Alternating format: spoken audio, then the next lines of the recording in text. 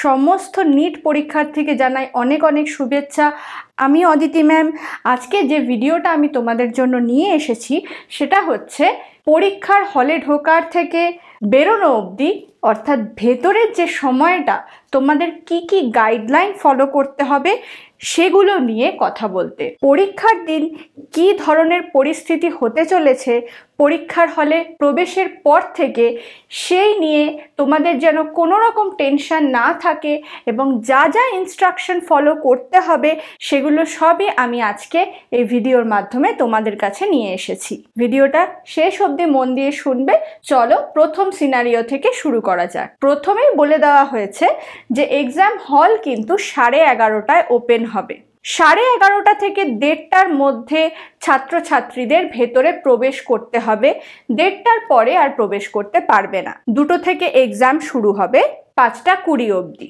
এই 11:30 থেকে 1:30টা অবধি তোমাদের বাইরে চেকিং হবে যে তোমরা কিছু আনওয়ান্টেড জিনিস ক্যারি করছো কিনা, বা যেগুলো নিয়ে যেতে হবে সেই দরকারি নথিপত্র তোমাদের সঙ্গে আছে কিনা। যখনই তোমাদের সমস্ত ফ্রিস্কিং বা চেকিং কমপ্লিট হয়ে যাবে তোমাদেরকে ভেতরে ঢুকতে দেওয়া হবে। এবারে সবথেকে গুরুত্বপূর্ণ যে বিষয় সেটা হচ্ছে তোমরা পরীক্ষার সময় হাতে কি জিনিস নিয়ে যাবে। একটা পেন আর পেপারে তোমরা নোট করে নাও যে কি জিনিস তোমাদেরকে নিতে হবে। এর একটাও যদি নিতে ভুলে যাও তাহলে কিন্তু তুমি পরীক্ষার হলে ঢুকতে পারবে না। প্রথম যে জিনিস যেটা তোমাকে অবশ্যই নিতে হবে সেটা হচ্ছে তোমার অ্যাডমিট কার্ড, যেটা তোমাদের ডাউনলোড করতে হবে।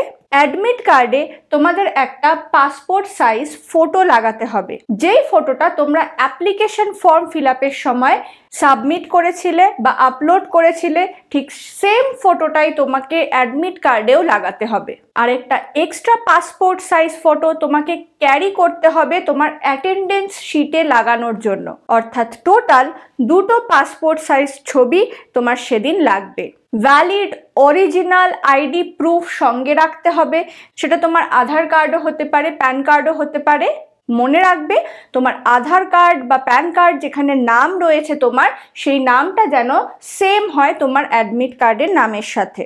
যদি তুমি পিডাব্লিউডি ক্যাটাগরির স্টুডেন্ট হও তাহলে তোমার পিডাব্লিউডি সার্টিফিকেটটাও ক্যারি করতে হবে। অ্যাডমিট কার্ড ডাউনলোড করাবার সময় দেখবে একটা পারফর্মাও তোমাদেরকে ডাউনলোড করতে হচ্ছে।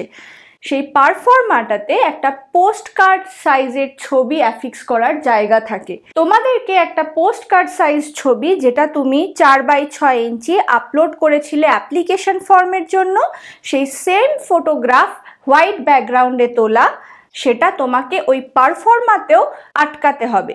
এই পারফর্মাটা তোমাকে পরীক্ষার হলে ঢোকার পরে জমা দিতে হবে। যদি তুমি ভুলে যাও এই পারফর্মাটা আনতে এবং তোমার পোস্ট কার্ড সাইজ ছবি লাগাতে, তাহলে কিন্তু তুমি এক্সাম দিতে পারবে না। এই কটা জিনিস ছাড়া আর কোনো জিনিস তুমি সঙ্গে নেবে না।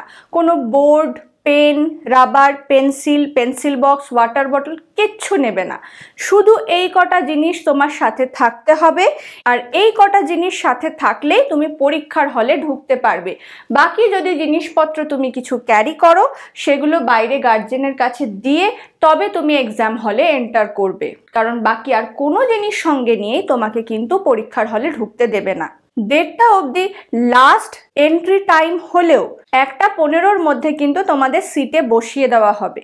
যত তাড়াতাড়ি তোমরা যাবে এক্সাম হলে তত তাড়াতাড়ি তোমাদের চেকিং হবে এবং তোমরা এক্সাম হলের ভেতরে ঢুকতে পারবে। তোমার রোল নাম্বার অনুযায়ী কোন রুমে পড়েছে, কোন ডেস্কে পড়েছে তোমার সিট, সেই নির্ধারিত জায়গায় গিয়ে তুমি বসে পড়তে পারবে 1:15-র মধ্যে। এবার এখানে একটা ভীষণ গুরুত্বপূর্ণ জিনিস মাথায় রাখবে। তোমার রোল নাম্বার অনুযায়ী খুব ভালো করে তোমার কোন রুম নাম্বারে পড়ছে সেটা ভালো করে দেখবে। সেই রুমে প্রবেশ করার পরে তোমার রোল নাম্বার কোথায় আছে সেটা খুঁজে ভালো করে সেই সিটটাতেই তুমি বসবে। ভুল বা অন্য কোনো সিটে তুমি বসবে না। কারণ পরীক্ষা চলাকালীন যদি ওরা তোমাকে অন্য কোনো সিটে বসে থাকতে দেখে তাহলে কিন্তু তোমার এক্সাম তৎক্ষণাৎ ক্যান্সেল করে দেবে। তাই বসার সময় খুব ভালো করে খেয়াল করবে যে তুমি কোন রোল নাম্বারে গিয়ে বসছো। এই ক্ষেত্রেও ঘাবড়াবার কোনো কারণ নেই।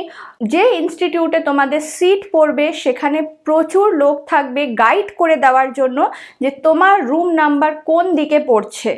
সেই রুম নাম্বারে গিয়ে শুধু ডেস্কের উপরে তোমার নাম্বারটা দেখে সেখানে বসে পড়াটাই তোমার কাজ। এরপর 1:30 থেকে 1:45 অবধি যা যা ইনস্ট্রাকশন তোমার এক্সাম রিলেটেড সমস্ত তোমার রুমে যে ইনভিজিলেটর আছেন তিনি তোমাকে বলবেন। সেই ইনস্ট্রাকশনসগুলো খুব ভালো করে মন দিয়ে শুনবে। আর এই সময়ের মধ্যেই ইনভিজিলেটররা তোমাদের অ্যাডমিট কার্ডও চেক করবে, সাথে তোমাদের আইডেন্টিটি প্রুফও আবার চেক করতে পারেন। 1:45 থেকে এরপরে তোমাদের টেস্ট বুকলেটটা ডিস্ট্রিবিউশন শুরু হবে। মাথায় রাখবে টেস্ট বুকলেট ডিস্ট্রিবিউশন শুরু হলেও টেস্ট বুকলেট হাতে পেয়েই তোমরা সিল ওপেন করতে পারবে না। এবার এই সময় তোমাদের করণীয় হচ্ছে এই টেস্ট বুকলেটে যা যা পার্টিকুলার্স তোমাদেরকে ফিল করতে হবে সেগুলো মন দিয়ে ফিল আপ করে নেওয়া। তার জন্য সময় 1:50 থেকে 2টো অবধি দেওয়া থাকে। তারপরে ঠিক এক্স্যাক্টলি 2টোর সময় পরীক্ষা শুরু হবে এবং চলবে 5:20 অবধি। এর মধ্যে মাথায় রাখবে ইনভিজিলেটর তোমাদের 2টো জায়গায় সাইন করবেন। একটা হচ্ছে তোমাদের আনসার শিটের মধ্যে, আরেকটা হচ্ছে অ্যাটেন্ডেন্স শিটে। এবার তোমাদেরকেও অর্থাৎ ক্যান্ডিডেটদেরকেও 2বার সিগনেচার করতে হবে। প্রথমেই আনসার শিটটা হাতে পাওয়ার পরে অ্যাটেন্ডেন্স শিটে তোমাদের তৎক্ষণাৎ সাইন করতে হবে। সেকেন্ড টাইম যখন আনসার শিট সাবমিট করবে তার আগে তোমাদেরকে একটা সাইন করতে হবে। তোমাদের ক্ষেত্রে এই 2টো সিগনেচার ছাড়াও আরেকটা থাম্ব ইমপ্রেশন দিতে হবে। কোনো টেনশনের কারণ নেই, থাম্ব ইমপ্রেশন তোমাদেরকে নিতে আসবেন। তোমাদের একটা কালির প্যাডের মধ্যে বুড়ো আঙ্গুলের ছাপ নিয়ে অ্যাটেন্ডেন্স শিটে দিতে হবে। আর সাথে ওনারাই তোমাকে কাপড় দেবেন, সেই কাপড়ে ভালো করে যে হাতে কালিটা লেগেছে সেটা ভালো করে মুছে নেবে যাতে এই কালিটা কোনোভাবে ওএমআর শিটে না ট্রান্সফার হয়। এবারে তোমাদের খুব গুরুত্বপূর্ণ একটা করণীয় বিষয় হচ্ছে যখন তোমরা টেস্ট বুকলেটটা হাতে পাবে সবার আগে টেস্ট বুকলেটটা ওপেন করতে বলার পরে ওপেন করে আগে ভালো করে মিলিয়ে নেবে যে টেস্ট বুকলেটে যে কটা পেজেস আছে, অর্থাৎ ধরো তোমার 20খানা পেজ রয়েছে, টেস্ট বুকলেটের উপরেও যেন সেই number of page number mention করা থাকে। এটা তোমাদেরকে খেয়াল রাখতে হবে। যদি কোনো গন্ডগোল থাকে, ধরো তোমার বইটাতে রয়েছে 20টা পেজ কিন্তু উপরে লেখা রয়েছে 30টা পেজ, তখন তোমাকে সেটা চেঞ্জ করতে হবে। বোঝা গেছে? তাই জন্য একবার চেক করে নেবে। পরীক্ষা শুরু এবং শেষের আগে এবং মাঝামাঝি একটা সময়ও তোমাদের ওয়ার্নিং দেওয়া হবে। ওয়ার্নিং বেল বলো, ইনভিজিলেটর যিনি থাকবেন যারা থাকবেন তারাও তোমাদেরকে বলে দেবে যে এখন পরীক্ষা শুরু করো বা এখন পরীক্ষা শেষ করবে 5 মিনিটের মধ্যে। এই যে ইনস্ট্রাকশনগুলো ওনারা দিয়ে দেবেন, তার জন্য তোমাদেরকে টেনশন করতে হবে না যে আমরা ঘড়ি পড়িনি, আমরা কি করে বুঝবো কতক্ষণ বাকি। এটার কোনো টেনশন তোমাদেরকে নিতে হবে না, ইনভিজিলেটর বলে দেবেন। 5:20 এক্সাম শেষ হওয়ার পরে তোমার আনসার শিট সাবমিট করে দেওয়ার পরে খুব ধীরে সুস্থে এক্সাম হল থেকে বেরিয়ে আসবে। এবার লাস্টলি আমি ডায়াবেটিক পেশেন্টদের জন্য বলবো যারা অ্যাপ্লিকেশন ফর্মে দিয়েছো যে তোমরা ডায়াবেটিক, শুধুমাত্র তারাই জলের বোতল, সুগারের ট্যাবলেট, সাথে আপেল, কলা বা কমলার মতন যে কোনো একটা ফল ক্যারি করতে পারবে। আর জলের বোতলটা যেন একদম ট্রান্সপারেন্ট বা স্বচ্ছ হয়। তোমাদের কোনো রকম অসুবিধা হলে সেন্টারে তোমাদের স্পেশাল কেয়ারের জন্য লোক মোতায়েন করা থাকবে, তাই কোনো টেনশন নেবে না। আশা করি তোমরা খুব ভালো করে ক্লিয়ারলি বুঝতে পেরেছো যে পরীক্ষার হলে ঢোকার মুহূর্ত থেকে বেরোনো অবধি কীরকম সিনারিও হতে চলেছে। বাকিটা তো তোমরা প্রশ্নপত্র হাতে পাওয়ার পরেই বুঝতে পারবে যে পরীক্ষা তোমাদের কিরকম হবে। তাই এখন থেকে